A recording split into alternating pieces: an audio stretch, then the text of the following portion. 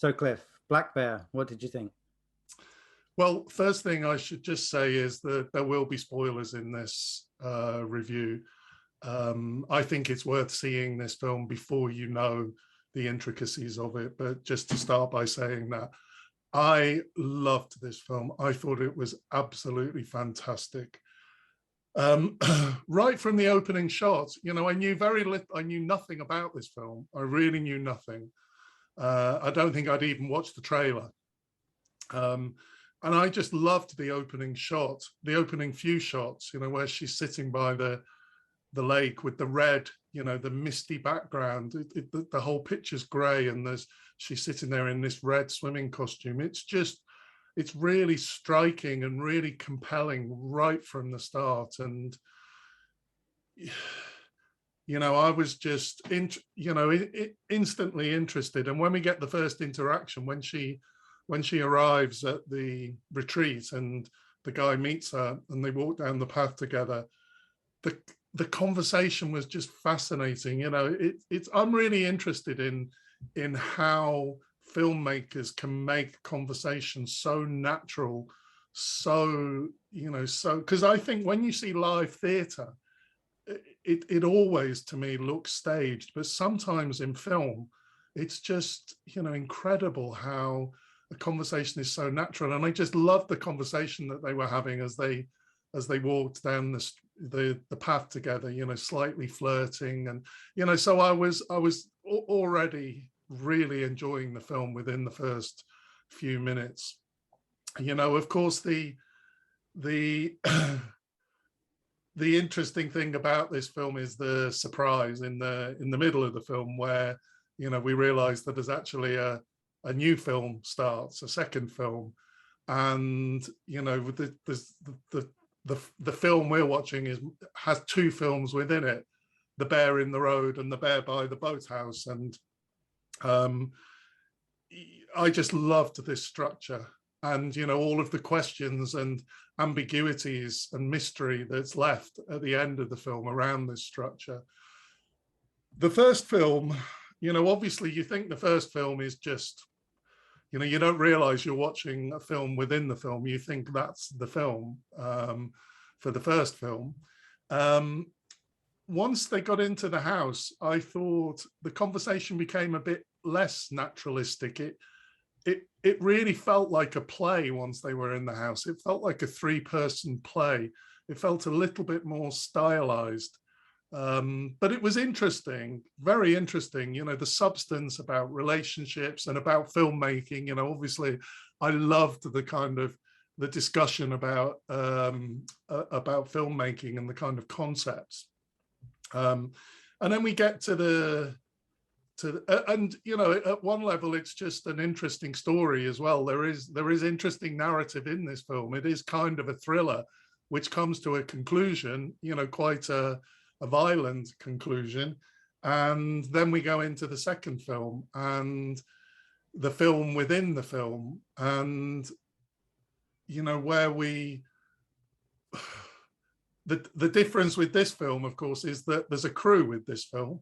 So we know that this is a film within the film. It's unclear what the relationship is to the first film. And, I loved that. I although it's a little bit confusing and uncertain, I just knew I was watching something that felt really special. And really, we often talk about narrative and the problems of narrative. And I think although this film had, two lots of narrative in it, I think the way it was kind of structured and the uncertainty really kind of left lots of questions around the narrative. So I just loved the way this worked. Within the second film, it starts hurting your head trying to think about it. When the scene where the director and Blair, the other actress, are talking about, they want to make it look like they're having an affair. And they're actually, they're acting within the film. They decide to act to try and get the better performance out of Alison. And I just found my head at that point, just, all the different layers of the of this film. I just, you know, it never got overwhelming, but I loved that. I really, really loved it. At the end, I was really waiting for the camera to pull back and there to be another crew. You know, a little bit like in Inland Empire, where we're watching a scene which we think is one film, and then the camera pulls back and we see that, you know, that's the film within the film. I thought that was gonna, you know, I was kind of waiting for that to happen. But I think that's the brilliance of this film, that you didn't know what was coming next. I really liked the, you know, I don't know what it means, but I liked the repeating event of the bear and the trash. You know, the bear roaring and the trash can being, you know, knocked over. I just thought that was a, you know, a mystery and interesting. And the acting was incredible. I thought the acting was brilliant between the different films as well. You know, I thought they were completely different characters, but there were links between the characters. I think it'll be really interesting to go back and watch it again, watch the first film again, having seen the second film, because obviously I think there are links. And yeah, I just thought, I thought, especially Aubrey Plaza, I don't think I've seen her in, I mean, she's been in a lot of things I see, but I thought she was absolutely excellent. It was a stunning performance. If I was going to raise a question about the film, I would question the comedy element of the second film. You know, it was a little bit slapstick. The joke with the coffee, you know, spilling the coffee, and, you know, kind of then, you know, we see someone swerve to avoid spilling it. And, you know, I don't really know how that relates to the film as a whole, because it seems that this is quite an earnest film. This is a dark kind of thriller style film, and I love the themes that the film's exploring around filmmaking and, you know, dysfunctional relationships. And, you know, I think it's quite earnest in what it sets out to do. And so I'm not really sure it needs the slapstick, you know, the woman with the upset stomach. And but, you know, I did smile and laugh a few times, I guess, and perhaps it just adds to the surreal nature of the film, that it's not totally earnest, that it doesn't, you know, it's almost slightly undermining itself, not taking itself too seriously. So I don't see it as a problem, but it just kind of, I did wonder about that. I just love the mystery of this film. You know, are there two films or are there three films? You know, and that's not resolved. I have a theory, but I'm going to wait and see what you say before I say what I think is actually the reality. Well, I loved it. I just thought it was the best film I've seen for quite a while. Wow. Yeah, I really enjoyed it as well. Thrilling film. That tonal shift is fascinating. I think the shift in tone between that very dark, edgy first half and the, as you say, unnervingly kind of edgy comedy in this, like twitchy comedy in the second half. And I think what that's about is, on the one hand, this film is actually really simple. There is an emotional logic to it that's really straightforward, in that the second half is a film that is about a filmmaker and his partner dramatizing, and therefore somehow trying to kind of exercise and work through jealousy and insecurity and all the kind of intricacies of a fraught relationship. And they're trying to work that stuff out through their art. And they are it seems to suggest that the first half of the film is perhaps something that happened to them, or a reformulation of something that happened to them. And so in a way, there's something really simple about the second half, that they're trying to just work through these kind of issues. And at the same time, it's, as you say, not resolved, and it's not straightforward at all. And so I think that tonal shift is effectively the film kind of both confronting something that is at once logical and illogical, and sort of skittering off slightly, kind of fracturing itself. And that's why you've got people veering off and spilling coffee everywhere, and this strange misplaced humor that doesn't really make sense. It's like the film itself has been fractured by its own kind of structure, you know. So I I found you mentioned the kind of stagey nature of it. I found that came in really early, actually. I thought immediately Aubrey Plaza's character starts talking to, what's her name? Is it Brie or what's her name? Blair. Blair. Immediately she starts talking to Blair. There is a kind of spikiness between them, but it felt quite deliberately self-conscious to me, as though it was establishing that kind of relationship in quite a knowing way. And I thought this is either because the performances are kind of stagey, or it's deliberate. It's doing this on purpose. And if it's doing it on purpose, then that's kind of interesting. It attracted me to the film in a sort of wary way, because I wasn't sure what it was doing to me.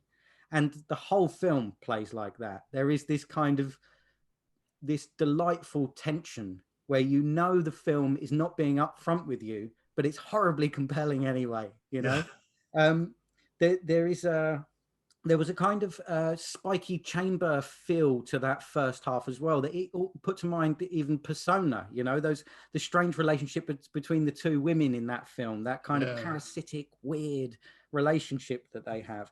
And then as I say, that tonal shift reminded me of Punch Drunk Love.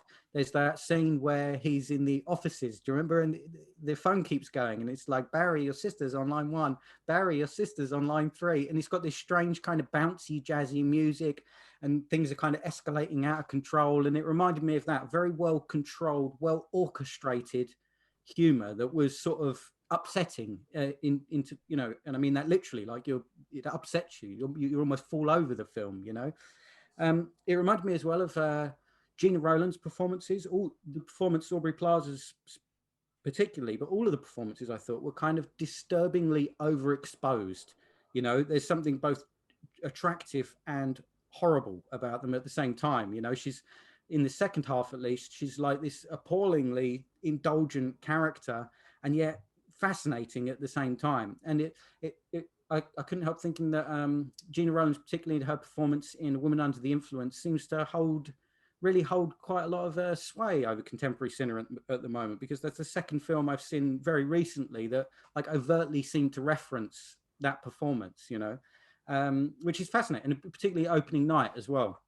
The film she did, you know, with John Cassavetes at the end when they're on stage, and the last half hour is that impromptu performance, and the whole thing is just thrilling. But some people find really indulgent as well.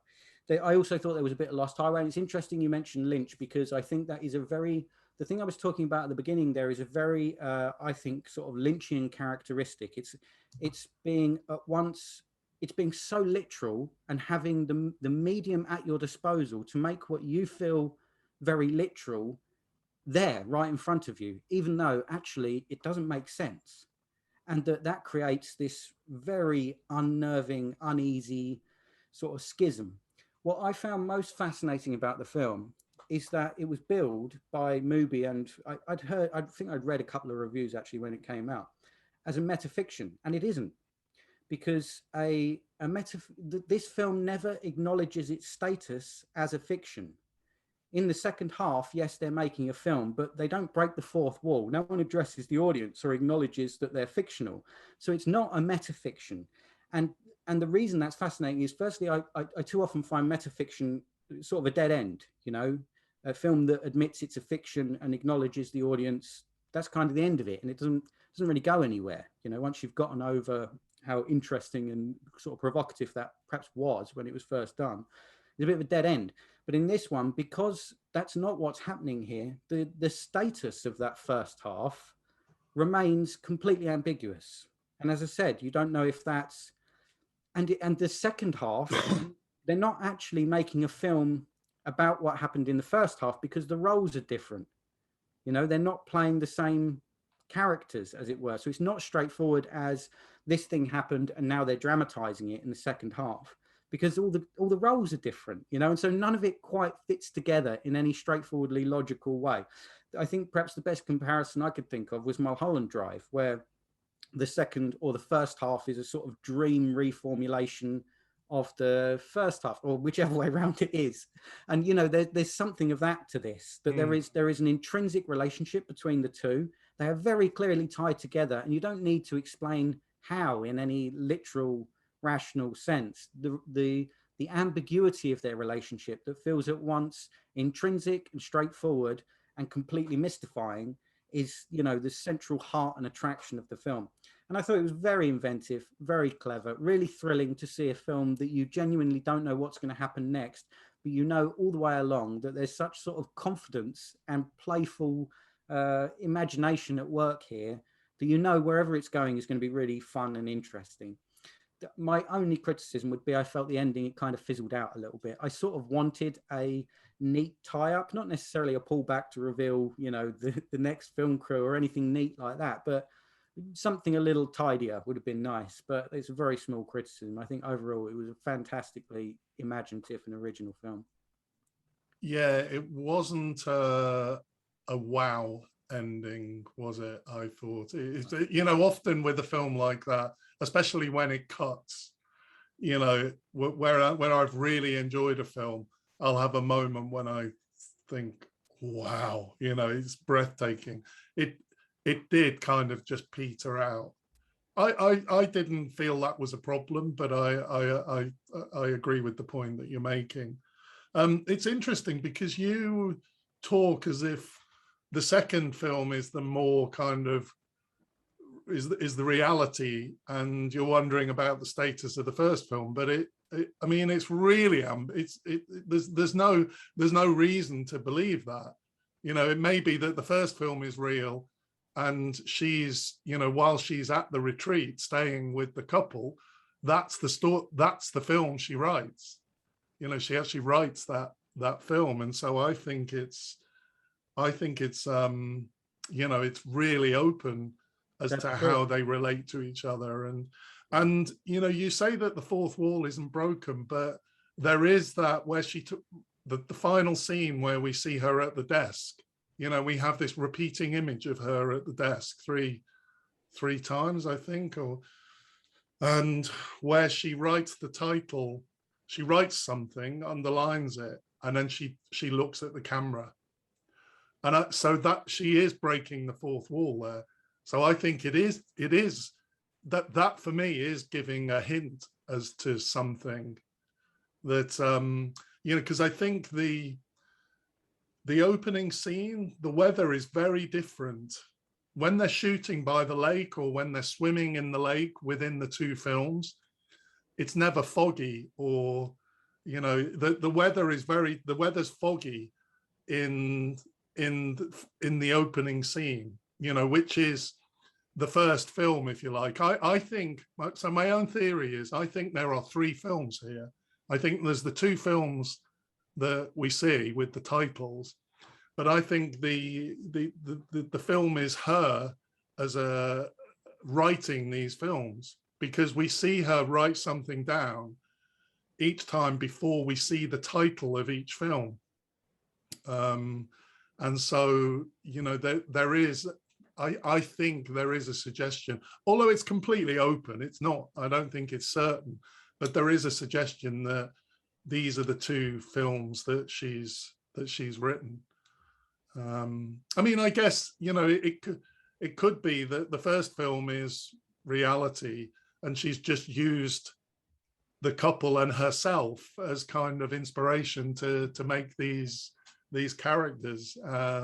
So I love that openness about it. But I do think that there is this third film outside the two films of her just being by herself at the retreat, writing these two films. Yeah, that's an interesting reading. Yeah, that's certainly possible, isn't it? Yeah. Yeah. So highly recommended. Definitely. Yeah, really enjoyed it very much. I feel like watching it again. I really. Yeah, well, your reading of it there, that, yeah, I shall certainly think about that. Yeah, good. What have we got next?